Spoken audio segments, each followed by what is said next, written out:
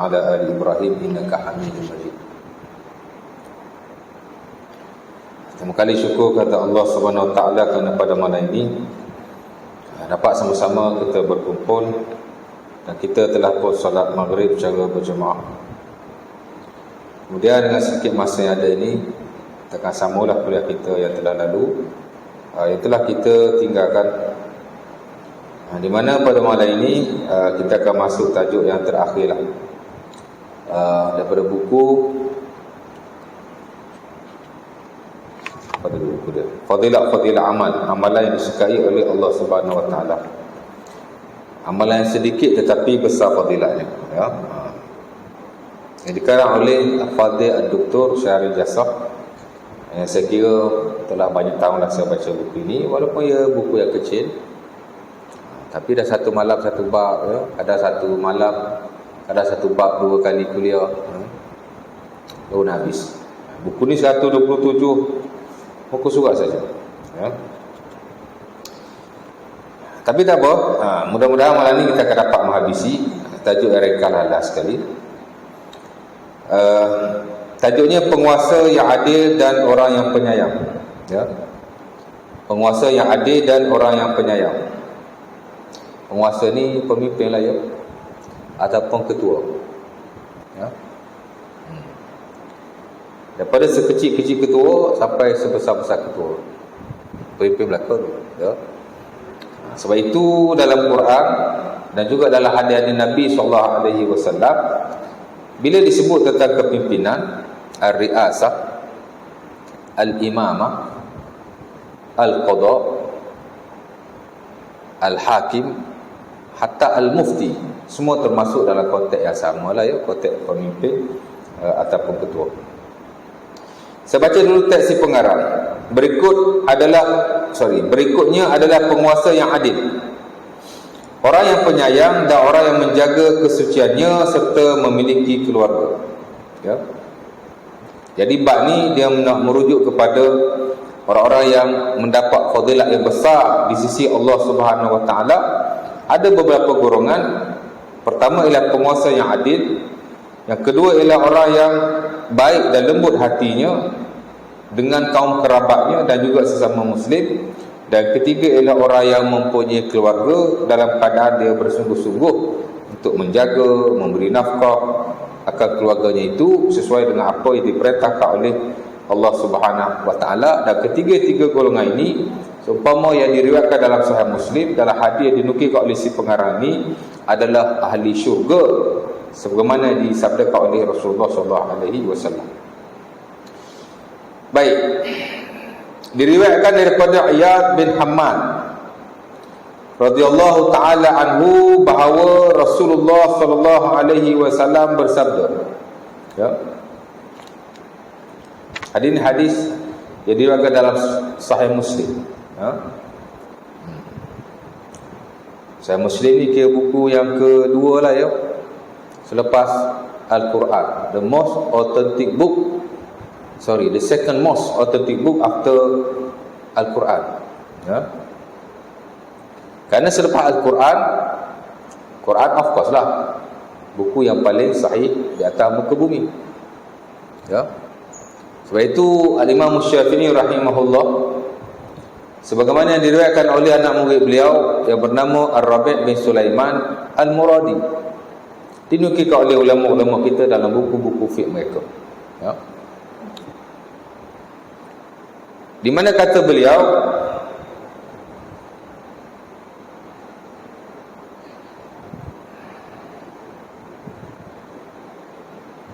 kuntu ata'allam kitab ar-risalah lil Imam Syafi'i rahimahullah wa kuntu jalisan fi majlisihi naifan wa 30 marratan. Kata beliau, aku belajar dengan Imam Syafi'i rahimahullah kitab Ar-Risalah, ya. Dan aku duduk bersama beliau lebih daripada 30 kali. Duduk belajarlah dengan Imam Syafi'i rahimahullah. Ar-Rabi' bin Sulaiman ni kira famous lah, ya. Dia ada 2 orang nama Ar-Rabi' bin Sulaiman. Pertama Ar-Rabi' bin Sulaiman Al-Muradi, yang kedua Ar-Rabi' bin Sulaiman Al-Jaizi, ya. Dua-dua ni kira anak murid Imam Syafi'i lah ya, yang banyak menukilkan riwayat daripada beliau. Dikata aku belajar Imam Syafi'i kitab Risalah. Imam Syafi'i memang ada buku yang beliau karang yang bernama Ar-Risalah ya.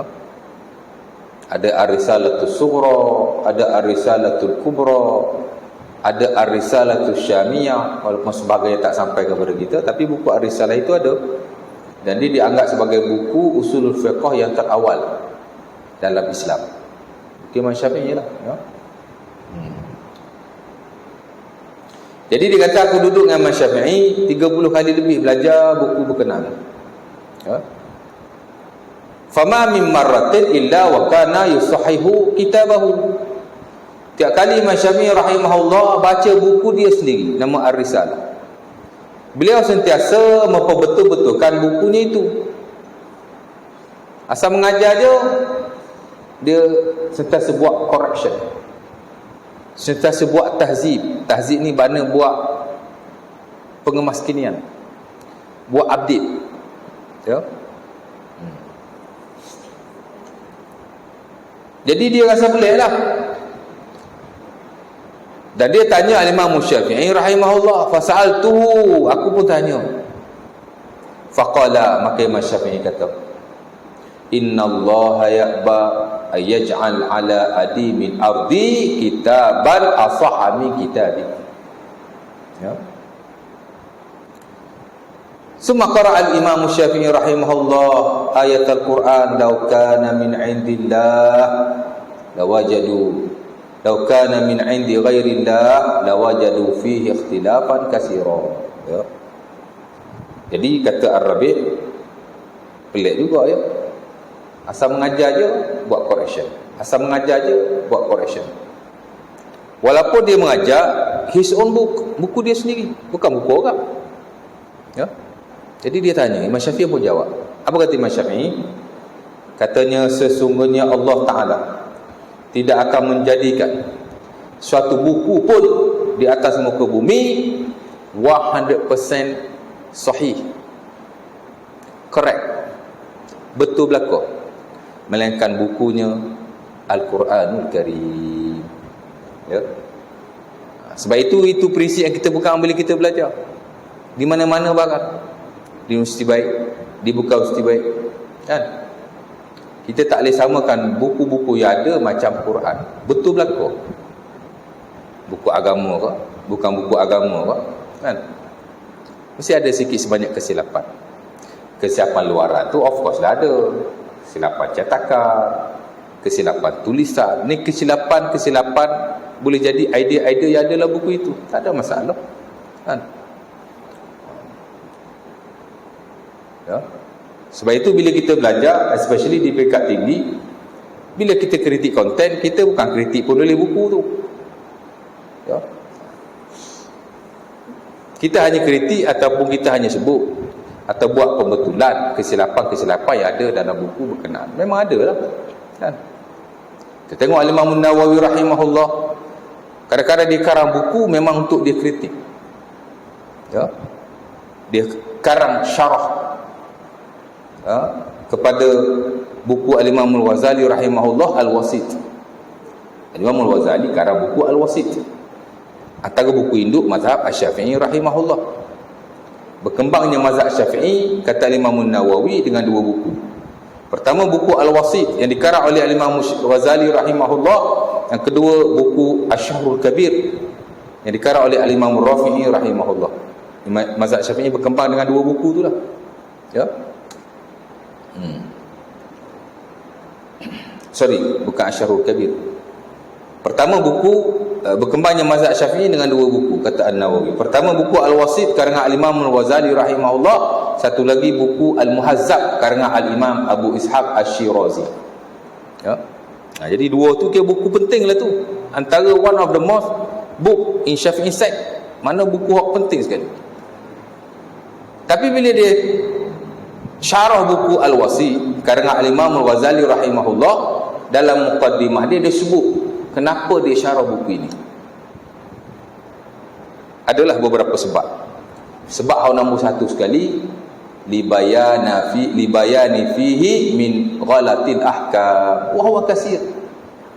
Sebab aku syarah buku Al-Wasit karangan Al-Imam Al-Ghazali rahimahullah ini, sebab aku nak menyatakan hukum hakam yang salah yang terdapat di dalamnya. Dan dia banyak. Tengok. Dia bukan kritik Imam Ghazali tu. Dia kritik konten yang ada dalam buku. Pasal apa? Pasal sehebat mana Al-Imam Al-Ghazali rahimahullah, he was still a human. Dia masih manusia. Dia masih melakukan kesilapan. Dan tanggungjawab ulama-ulama yang lain lah untuk nak membuat pembetulan, pemurnian dalam konteks nasihat menasihati sesama muslim. Konteks yang sama betul. Tak ada masalah pun. Dan itu prinsip yang kita pegang di peringkat tinggi. Di mana asal kita belajar ialah kritis dan kritik. Tak ada masalah sama sekali. Baik, balik pada yang tadi. Jadi tidak ada satu buku pun di atas muka bumi, buku yang 100% sahih macam Quran. Kita kena pegang macam tu. Sebab itu mana-mana buku dia sentiasa terbuka kepada kesilapan dan pembetulan. Dan bukan buku sajalah. Kita pun samalah ya, ulama ke, ustaz ke, pendakwah ke. Jadi kalau kita ditegur sesama kita kena terima lah. Orang tegur, kita terima. Orang salah, kita tegur. Konteks nasihat menasihati sesama muslim. Untuk ummah, bukan untuk orang lain. Kan? Kita mengajar bukan kerana kita nak naikkan diri sendiri ataupun kita nak orang taksub pada kita, tapi kerana kita nak memberi ilmu yang berguna, bermanfaat kepada masyarakat, yang akhirnya akan membangunkan ummah kita sesuai dengan apa yang dikehendaki oleh Allah Subhanahu Wa Taala dalam Quran dan juga Rasulullah sallallahu alaihi wasallam dalam hadis-hadisnya. Dan itu yang ditekankan oleh Imam Syafi'i rahimahullah. Dia kata sesungguhnya Allah Ta'ala tidak akan jadikan suatu buku pun di atas muka bumi sahih seumpama bukunya Al-Quran. Kata Rabi' bin Sulaiman Al-Murad. Baik.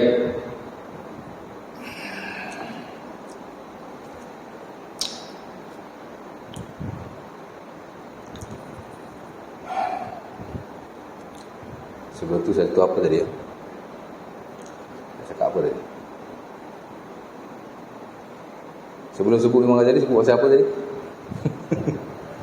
ada saya corner sikit tu. Tiap. Mula-mula tadi situ pasal apa? Sebelum Imam Ghazali tu?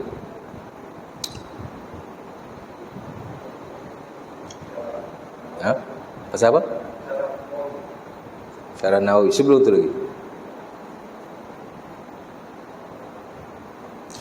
Nak sebut tadi Sahih Muslim. The second most authentic book after Quran. Apa tu? Jadi buku yang paling sahih di atas muka bumi ialah Quran. 100%. Undeniable. Unquestionable. Tak boleh siapa yang menafikannya. Dan kita mesti beriktikad sedemikian. Adapun selain Quran tidak sama sekali mempunyai ciri-ciri atau sifat-sifat sedemikian. Walau bagaimanapun para ulama kita dan seluruh umat Islam, kita boleh kata mereka mengakui beberapa buku yang ada nilai-nilai authenticity, kesahihan, walaupun tidaklah mencapai tahap macam Quran, because Quran wahyu dipelihara oleh Allah Subhanahu Wa Taala. Inna nahnu nazzalna dzikra wa inna lahu lahafizun.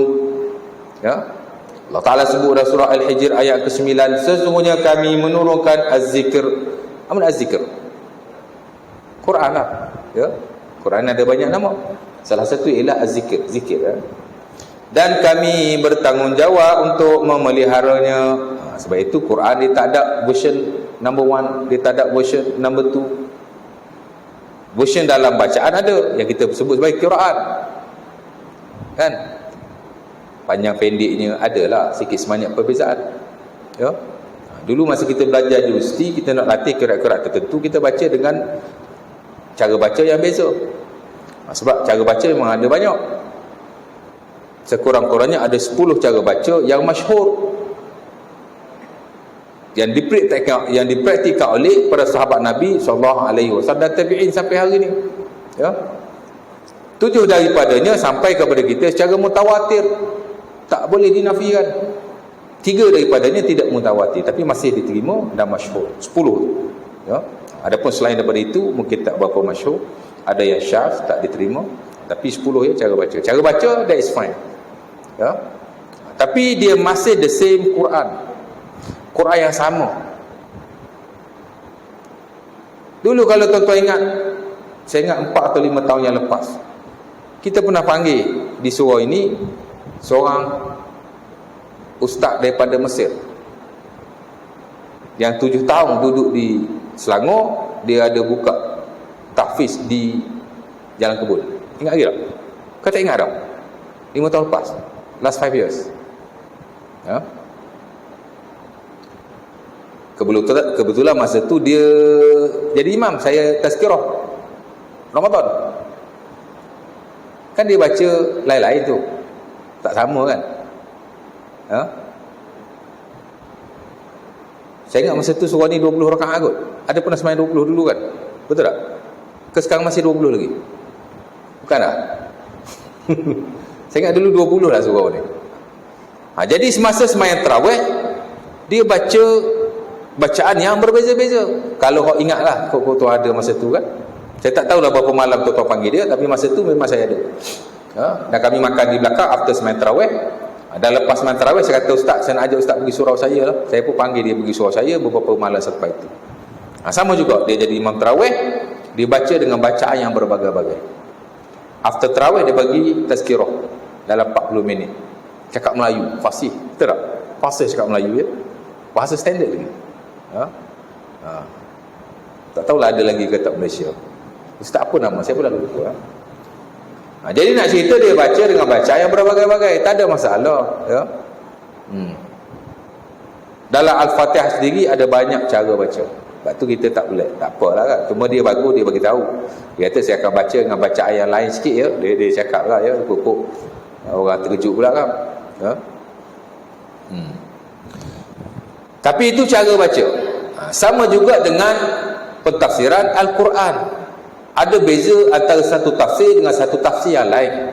Kerana kita nak kena faham, tidak semua ayat Quran ditafsirkan oleh hadis-hadis Nabi SAW.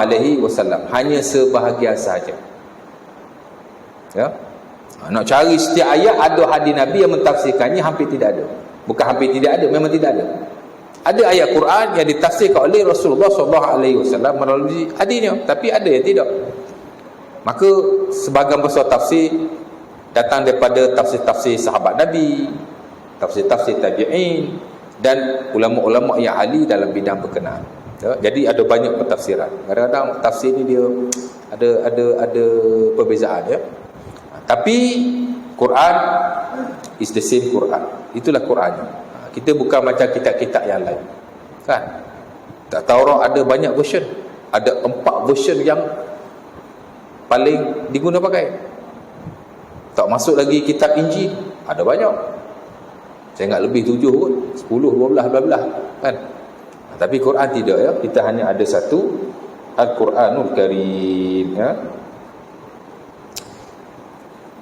Adapun selain Quran, kita ada beberapa kitab yang diakui kesahihannya walaupun tidak 100%. Pertama kita ada Sahih Al-Bukhari ya, yang dikarang oleh Al-Imam Abu Ismail Muhammad bin Ibrahim Al-Bukhari, yang dikarang oleh Al-Imam Abu Abdullah Muhammad bin Ismail Al-Bukhari rahimahullah ya.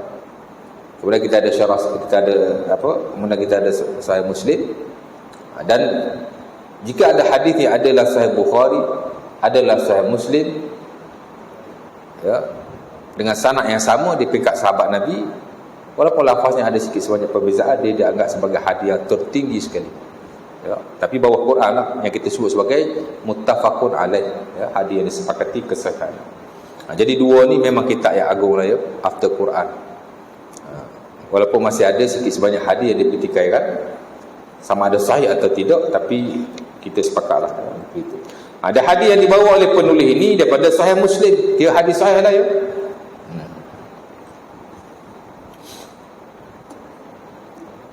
Apa kata Rasulullah SAW? Ahlul jannati salasatun Ahli syurga itu ada 3. 3 ni ke ustaz? Tak, ahli syurga ni banyak. Ini disebut sebagai ikhbar, perkhabaran, tapi bukan tahdid, penghadan. Ya. Sama juga dengan hadis-hadis Nabi yang lain. Bila Nabi kata dalam Sahih Muslim daripada Abi Hurairah, inna lillahi tis'atan wa tis'ina isman man ahsaha dakhalal jannah. Sesungguhnya bagi Allah Ta'ala itu ada 99 nama. Sesiapa yang menghafalnya maka ia masuk syurga. Ya. Bukan menghafalnya.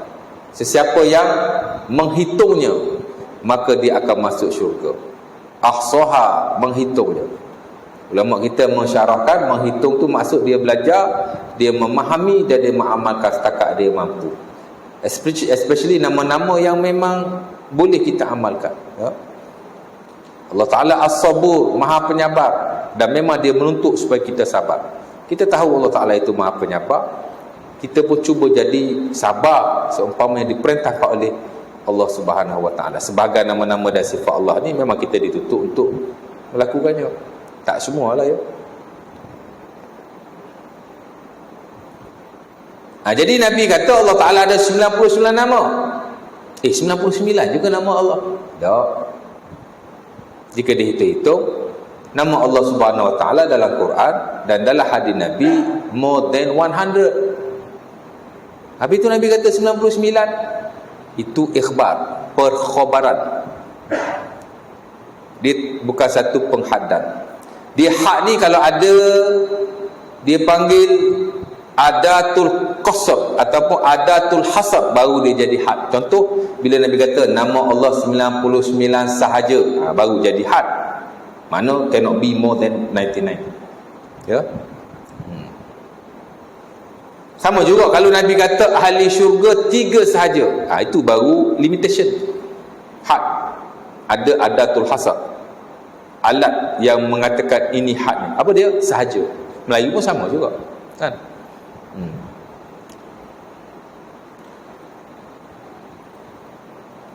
Bila ada perkataan melainkan, sama juga adatul hasar, mana tak boleh lebih, tak boleh kurang. Paling senang kita nak faham, la ilaha illallah, tiada Tuhan melainkan Allah. Itu adatul hasar, ada nafi, ada isbat. Ya, tiada Tuhan melainkan Allah. Maksudnya Allah ni, Tuhan ni Allah saja. Sebab itu syahadah kita bukan Allahu ilah ataupun Allahu Rabbi, Allah Tuhan aku. Allah itu Tuhan. Kalau nak kata Allah itu Tuhan, orang non-Muslim pun kata Allah itu Tuhan. Ya? Tapi tiada Tuhan melainkan Allah. Nafi dan isbat. That's why dia jadi zikir yang paling agung. Tidak ada zikir yang lebih agung daripadanya. Afdalu zikri la ilaha illallah. Nabi sebutlah hadis Al-Imam Tirmizi rahimahullah daripada Jabir, seafdal zikir ialah la ilaha illallah. Kerana kita menafi tuhan-tuhan yang lain selain daripada Allah Subhanahu Wa Ta'ala. Itu benda paling fundamental sekali dalam agama. Sebab itu perkataan itu diangkat sebagai perkataan yang paling afdal dalam Islam. Ya.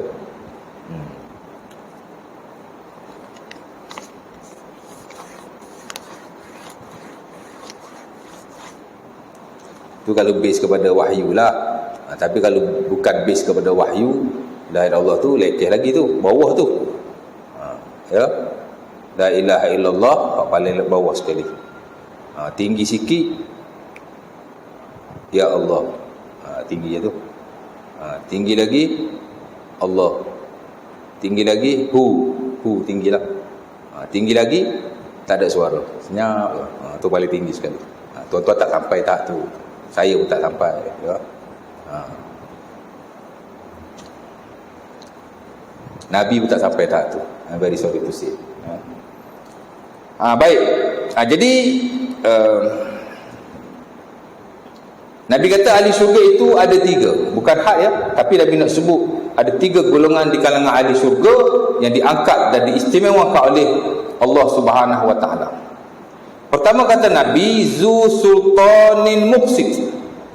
Ya. Sultan yang muqsit. Zu sultan maksudnya orang yang mempunyai kekuasaan. Muqsit yang adil. Ya. Dalam Islam, adil ni ada banyak perkataan. Satu adil lah, of course. Innallaha ya'muru bil 'adli wal ihsani wa ita'i dzil qurba wa yanha 'anil fahsya'i wal munkari wal baghi ya'idukum la'allakum tadhakkarun. Sering ayat tu. Bila dia baca? Tanya khutbah. Kalau tak pernah dengar tu sah masa khutbah dia tidur. Surah An-Nahl ayat 90, ya.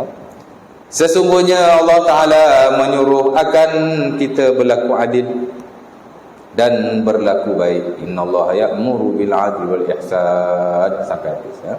Adil lah salah satu, ya. Satu lagi perkataan yang menunjuk kepada keadilan ialah al-qist. Al-qist. Al-qist ini merujuk kepada timbangan bila dia sama berat antara kanan dan kiri. Ya. Kita ambil satu alat, letak tengah-tengah, belah kanan dengan belah kiri dia sama berat. Itu dia panggil al-qist. Makna adil, ya. Tidak condong ke sebelah kanan, tidak condong ke sebelah kiri, in the middle, makna tengah-tengah, al-qist, ya.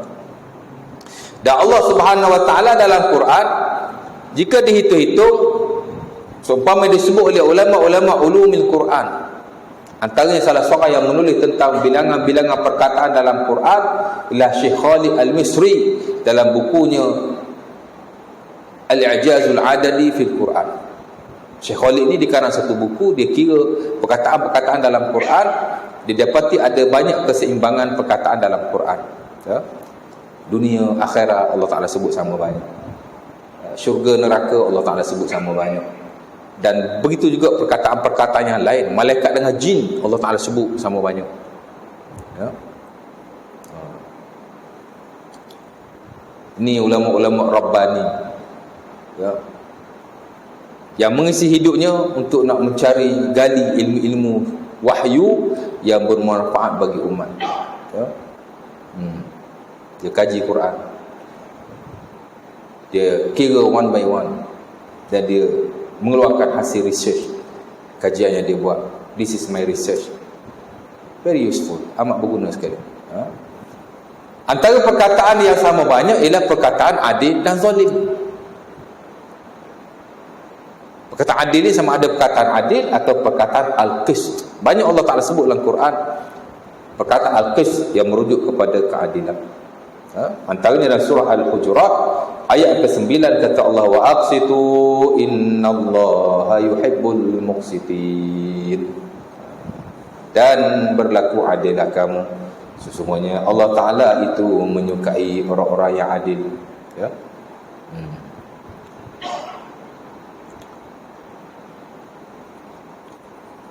Jadi Nabi kata zu sultanin muqsit, ai zu sultanin adil, orang yang mempunyai kekuasaan dan dia adalah seorang yang muqsit, yakni adil, ya. Ini salah satu golongan ahli syurga yang diberitahu oleh Rasulullah sallallahu alaihi wasallam. Dan antara perkara yang perlu kita tahu ialah tidak ada orang lain yang boleh beritahu siapa ahli syurga, siapa ahli neraka melainkan Rasulullah sallallahu alaihi wasallam, ya. Kalau Nabi kata ahli syurga lah tu, kerana baginda sallallahu alaihi wasallam satu-satunya orang yang menerima wahyu daripada Allah Subhanahu wa taala, ya. Bukan bab syurga sajalah, bab benda-benda gaib hanya boleh datang melalui wahyu, dan yang menerima wahyu hanya Rasulullah sallallahu alaihi wasallam, ya. Jadi Nabi kata sultan yang adil, bukan sultan orang yang mempunyai kekuasaan, dan dia umum. Ia merujuk kepada mana-mana peringkat keketuaan, mana-mana orang yang mempunyai kekuasaan, mana-mana orang yang mempunyai jawatan-jawatan tertentu yang mana ada orang di bawah, ya. Semua merujuk kepada hadis berkenaan. Bila kita berlaku adil, maka kita lah ahli syurga insya-Allah taala. Sebab itu dalam Islam, bila kita belajar fiqhul muamalah, Islam ni kita ada ibadah, kita ada non ibadah, benda bukan ibadah, ya. Sebenarnya benda bukan ibadah ni lebih banyak dan lebih luas daripada ibadah. Ibadah hanya one part saja, tapi banyak bidang-bidang yang lain adalah bidang selain ibadah. Kita panggil muamalah, ya. Ada muamalah kekeluargaan, ada muamalah kemasyarakatan, ada muamalah harta. Habis buku ni orang minta saya ajar muamalah harta, ya. Cuma muamalah harta ni dia ada dua konsep lah. Satu konsep yang tradisi, satu konsep yang moden, tapi prinsipnya tetap sama, ya. Dan kita ada muamalah kemasyarakatan, hukum fiqh jinayah Islam untuk masyarakat lah tu, social, ya? Kerana Islam is not only individual tapi social juga. Jadi ada fiqh kemasyarakatan, fiqhul jinayah, fiqh kemasyarakatan, fiqhul al-qadha, fiqh qadi, nak lantik hakim, nak lantik mufti, nak lantik qadi, nak lantik benda-benda yang seumpama itu, ada fiqh dia, ya. Kita mungkin tak belajar di petang awam, tapi satu ilmu yang penting dan memang berkesinambungan dalam fiqh. Fiqhul qadha, kita ada fiqh ibadat, sembahyang, puasa, zakat, haji.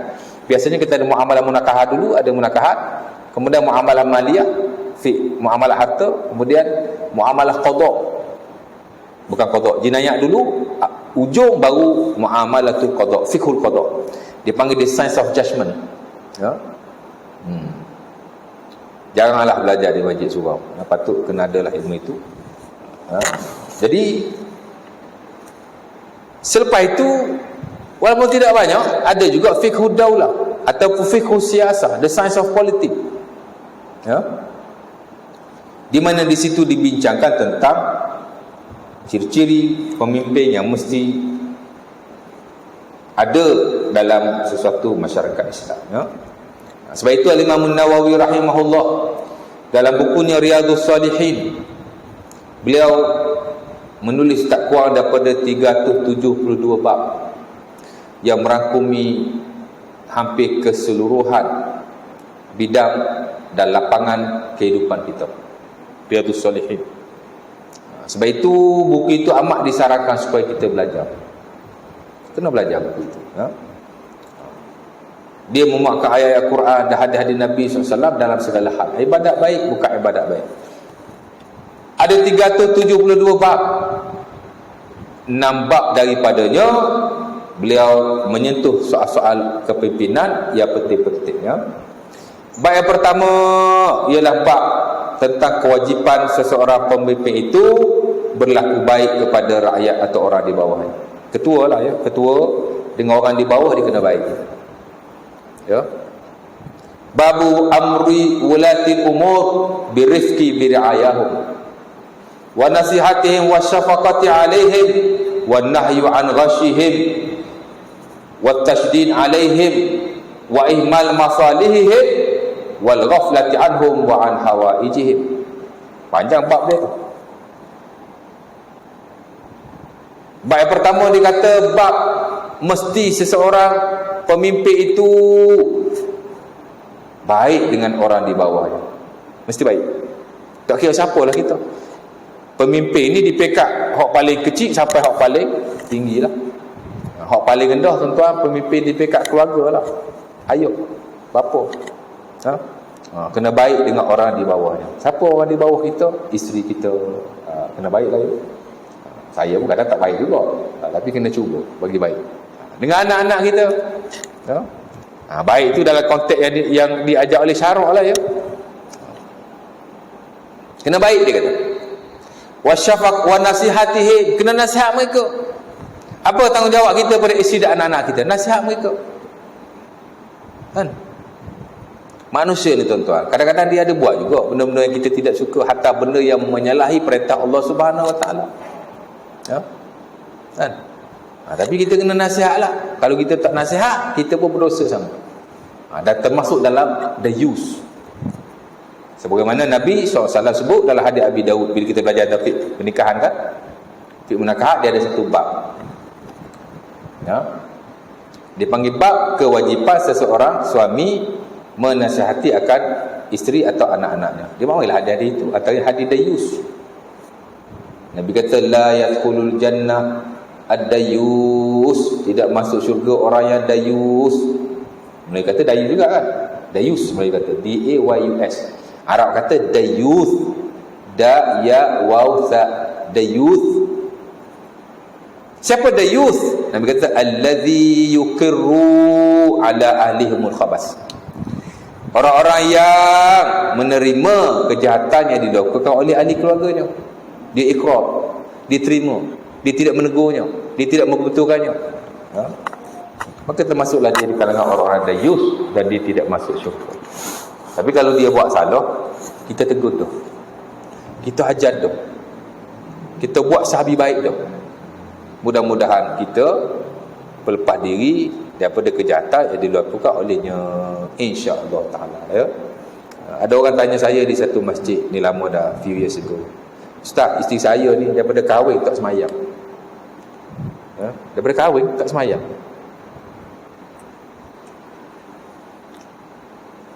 Jadi saya nak buat macam mana, Ustaz? Takkan nak ceraikan dia, kan? Nak buat macam mana? Saya kahwin tu dia tak semayang tu. Suruh semayang tak semayang, suruh tak semayang. Jadi dia gaduh lagi ada. Jadi apa saya nak buat? Kalau kita lihat pendapat ulama kita ni ada dua. Pertama dia kata ceraikan. Ada. Ya. Kerana dia telah bermaksiat kepada Tuhan dan supaya kita tidak termasuk di kalangan orang-orang yang berdosa sama macam dia. Tapi kita dapati juga ada ulama yang okey, ya. Al-Imam Ibn Qudamah Al-Maqdisi dalam Al-Mughni tidak mewajibkan seseorang suami itu menceraikan isterinya jika dia tidak melakukan hak kepada Allah Subhanahu Wa Taala. Makruh saja, tidak haram. Tapi hendaklah kita sentiasa menasihatinya dan membimbingnya supaya kita tidak berdosa. Cakap cerai-cerai ingat senang, anak dah 2-3 tu kan. Jangan tengok hukum gitu saja, kena tengok kemaslahatannya.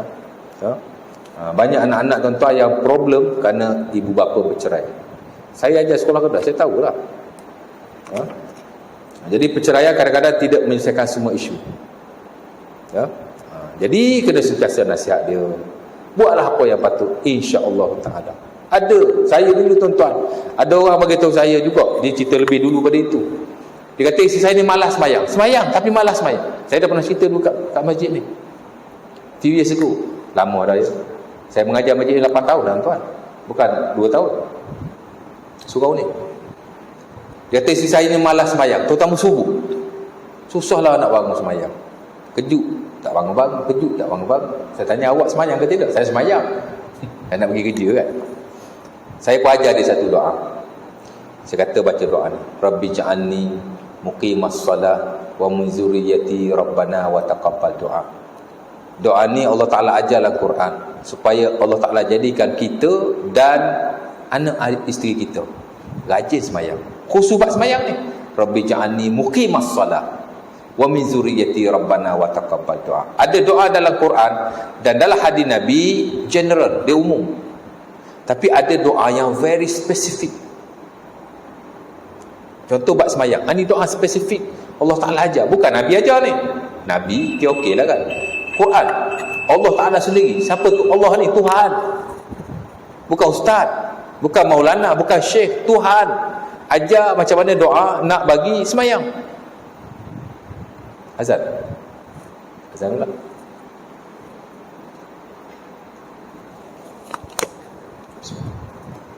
Alhamdulillah, la ilaha illallah, Allahu akbar, la hawla wa la quwwata illa billahil aliyyil azim. Allahumma shalli ala sayyidina Muhammad wa ala alihi wa sahbihi wasallam. Allahu la ilaha illallah.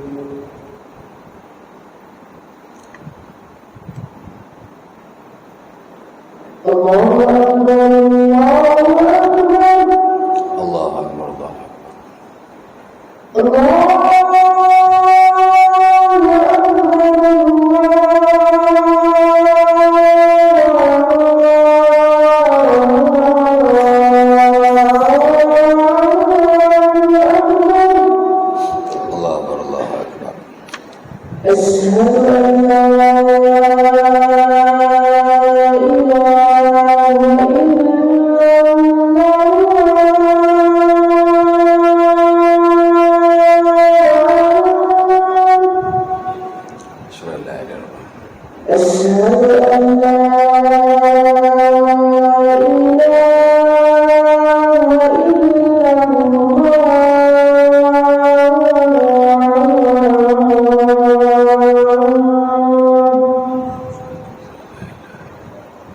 أشهد أن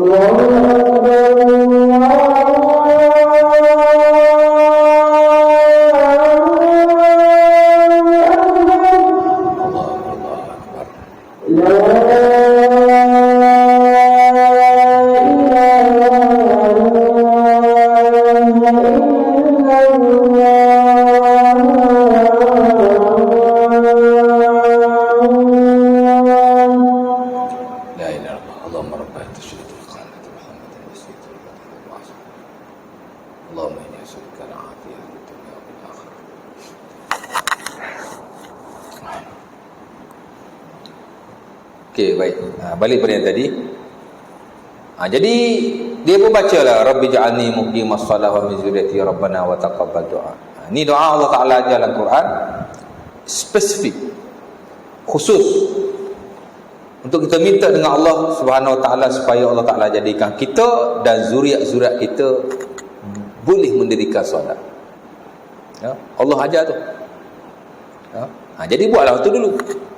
Kan?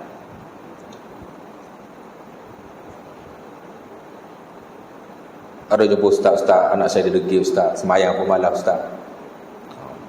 Lepas semayang baca Al-Fatihah 7 kali, sedekah kat anak. Anak tu hidup lagi, sedekah apa? Kan? Dulu-dulu timbul sedekah pada orang mati saja. That is fine lah, masih dalam konteks yang dibahaskan oleh para ulama. Timbul sedekah ayat Quran kat orang hidup, baik suruh dia baca tu pun. Kan? Dia tak boleh nak baca. Ada pula ajar suruh ambil air wuduk bagi anak minum. Nonsense. Ada air wuduk bagi anak kita minum. Air wuduk tu tak air bersih ke tidak kan?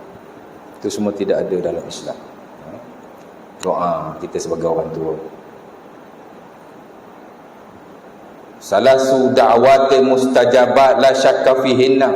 Nabi sebutlah hadis Tirmizi daripada Abi Hurairah, ada 3 doa yang tidak ditolak oleh Allah Subhanahu Wa Taala. Mula-mula sekali Nabi kata da'watul walid li waladihi, doa ibu dan bapa kepada anaknya. Kadang-kadang doa sudah cukup. Of course lah kita didik dia. Tapi dah kan, kadang-kadang kita pun tak didik dengan baik tu, dia jadi macam tu. Tapi tak apa. Di samping kita didik, panjatlah doa kepada Allah Subhanahu Wa Taala. Ambil doa yang ada dalam Quran lah. Ajak tu. Saya ajak tu je. Baca ni Rabbi ja'alni muqimas shalah wa min dzurriyyati rabbana wa taqabbal du'a. Nak baca bila ni ustaz? After semayang. Open. Dalam Quran Allah Taala tak kata pun baca after semayang, before semayang. Nabi pun tak ada ajar before semayang, after semayang. Apa yang diluaskan oleh Allah Subhanahu Wa Taala kita luaskan. Apa yang diluaskan oleh Allah kita luaskan. Anytime, anywhere. Baca Quran. Dia pun baca. Saya ingat after few months, 2 atau 3 bulan dia jumpa saya. Ustaz, rajin isteri saya semayang Ustaz. Sekarang dia bangun subuh lebih dulu pada saya. Dia kejut saya pula. Pula dah. Saya pula tak bangun subuh. Saya tambah tu. Nak pergi sedap. Tapi dia kata bini dia tajuk. Hebat dia kata. Isteri saya lebih dulu bangun daripada saya subuh sekarang. Dia pula kejut saya. Malu saya. Masya Allah ya. Semua daripada Allah Subhanahu Wa Taala. Ya. Yang penting kita panjat doa kepadanya dan kita berusaha. Ya. Jadi balik ke yang tadi, mesti baik dan mesti menasihati orang di bawah kita. Ya. Wasyafaqa alaihim, mesti lembut kepada mereka. Tak boleh kasar-kasar dengan anak isteri kita. Ya. Pasal dia di bawah. Ni kontak anak isteri dah. Kalau kontak surau ada pemimpinnya, kontak harta negara pun dia kena dalam keadaan seumpama itu. Kemudian Menawi sebut supaya itu. Wa nahyu an ghashihim, jangan menipu mereka. Tak boleh tipu. Jadi pemimpin tak boleh tipu orang dipimpin. Mana-mana pemimpin yang menipu orang yang dipimpin, Allah Ta'ala mengharamkannya masuk syurga. Seumpama disebutlah Sahih Muslim dan Bukhari, muttafaqun alaih, disebut tadi the top authentic hadis daripada Ma'qil bin Yasar. Nabi kata, ma min amirin yali umural muslimin yamutu yawma yamut wa huwa ghashin li ra'iyatihim haramallahu alaihim al-jannah. Siapa yang jadi pemimpin, dia tipu rakyat dia. Jadi rakyat dia tidak tahu. Kan? Manusia kan, mana tahu semua. Tapi dia menipu, Allah Ta'ala tahu. Tiba-tiba dia mati dalam keadaan itu, Allah Ta'ala mengharamkan syurga ke atasnya. Untung kita ahli sunnah. Bila Allah Ta'ala kata haram syurga ke atasnya, ada hadis lain lagi yang duk tapis, duk saring. Hadis mana? Hadis siapa-siapa mati, dia mati sebagai muslim, jahat macam mana pun dia masih layak masuk syurga. Diharapkan syurga ke atasnya, yakni selagi mana setelah Allah Ta'ala mengazabnya dia masuk syurga juga. Kalau Mu'tazilah, Allah Ta'ala kata haram syurga, haram tu boy, langsung tak masuk syurga kan. Jadi dia satu benda yang penting. Itu bab yang pertama. Kemudian mana lagi, banyak lagi bab-bab yang lain. Ada 5 bab keseluruhannya, dan dia satu perkara yang penting. Sebab itu Imam Nawawi dia tak bagi bab sebanyak itu. Kalau bab kepimpinan ni tidak penting. Dan masing-masing orang suka jadi pemimpin, orang suka jadi ketua. Siapa tak suka jadi ketua? Saya pernah jadi timbalan nazir masjid satu penggal. Seronok jadi timbalan nazir di tempat. Orang respect kita, orang cari kita kan. Udahlah ustaz, timbalan nazir pula tu. Jadi bukan nazir lagi tu, baru timbalan. Saya jadi pengurusi surau 2 penggal. Orang kawasan tu memang apa-apa cari kita punya. Walaupun lama tak jumpa, sekali jumpa, respect. Pergi makan kedai orang belanja. Seronok kan? Tapi tanggungjawab besar. Sebab itu kita berusaha sebaik mungkin untuk jadi seorang pemimpin yang bagus. Saya pernah pecat bendahari saya. Saya pecat bendahari saya. Kenapa? Kerana tidak dapat menjalankan tugas dengan baik. Uruskan duit tapi kewangan tidak dinyatakan. Kalau ngabut, tukar dengan bendahari yang lain. Tak apa, sebab kita ada kuasa.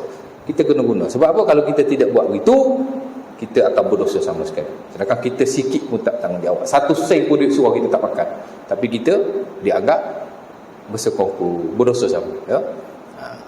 Jadi itu penting sekali. Mudah-mudahan. Ya? Jadi disebut sultan yang adil, lelaki yang baik dengan orang lain, samalah kita sama kita, kena perbaiki muamalah kita. Dan juga orang yang berkeluarga, walaupun tidak kaya, tidak senang, tidak ada kedudukan, tapi menjaga ahli keluarganya sebaik mungkin. Jadi Nabi kata 3 golongan ini adalah ahli syurga yang mendapat keistimewaan daripada Allah Subhanahu Wa Taala. Jadi mudah-mudahan kita termasuklah ya. Kita boleh termasuklah dalam golongan ini. Pemimpin, kita ada keluarga. Of course kita pemimpin. Kita kena baik dengan orang. Kita cubalah sebaik mungkin untuk kita lembut dan baik dengan orang lain. Dan kita juga ada keluarga, memberi nafkah sebaiknya kepada mereka. Jadi saya kira 3-3 ni insya-Allah taala. Jadi kita tutuplah buku ini. Mudah-mudahan dapatlah sikit sebanyak manfaat. Dan saya juga mungkin ada sikit sebanyak kesilapan selama saya mengajar buku ini. Saya mohonlah kepada Allah Subhanahu Wa Taala, dan jika ada sikit sebanyak kekurangan, tuan-tuan boleh menegur saya bila-bila masa di mana saja. Dan the next nanti kita akan sambung kuliah kita. Kita akan belajar tentang fiqhul muamalah. Kita akan belajar the science of human dealing, sains muamalah harta raya. Di mana saya akan baca nota saya ada bagi dekat Imam ke siapa, nota saya ada bagi tu, dan saya akan baca buku itu lah ya. Dan untuk maklumat semua, saya ni bukanlah pakar bab muamalah harta ni ya. Tapi boleh lah ya. Sebab saya sekarang pun belajar di peringkat PhD Islamic Finance dan muamalah juga. Jadi bolehlah sambil-sambil saya belajar, sambil-sambil saya mengajar. Dan sebenarnya di tempat saya dah 3 tahun saya mengajar fiqh muamalah ya.